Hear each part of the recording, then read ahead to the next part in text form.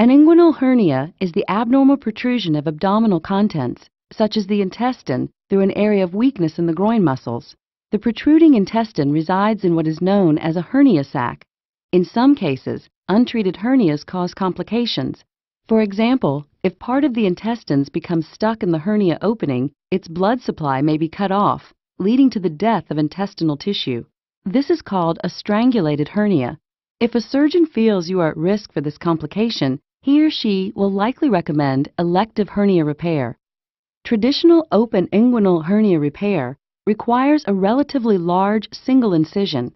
Newer laparoscopic techniques require only tiny keyhole incisions or puncture wounds, which generally result in a shorter recovery period. When you arrive at the hospital, an intravenous line will be started, and you may be given a sedative to help you relax. Laparoscopic inguinal hernia repairs are done under general anesthesia, which will put you to sleep for the duration of the operation. A breathing tube will be temporarily inserted through your mouth and into your throat to help you breathe during the operation. A catheter may also be placed in your bladder to drain your urine. These will be removed at the end of the procedure. An uncomplicated laparoscopic inguinal hernia repair usually takes between 30 and 60 minutes. Depending on your situation and your surgeon's experience, he or she will choose one of two types of laparoscopic approaches: extraperitoneal laparoscopic repair or transabdominal preperitoneal repair.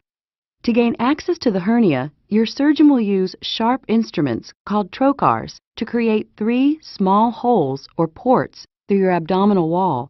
The location of these ports will vary depending on your surgeon's preference and the type of procedure. One of these ports is usually located at your navel or umbilicus. Carbon dioxide gas will then be pumped through the umbilical port to puff up your abdomen so its contents can be viewed more easily.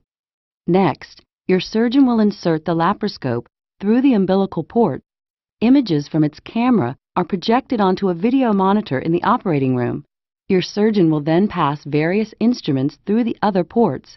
These will be used to dissect away the hernia sac and to tack a piece of mesh over the hernia opening. This will prevent the intestine from slipping back through the opening. Before removing the laparoscope, your surgeon will take one final look around for areas of bleeding or other damage.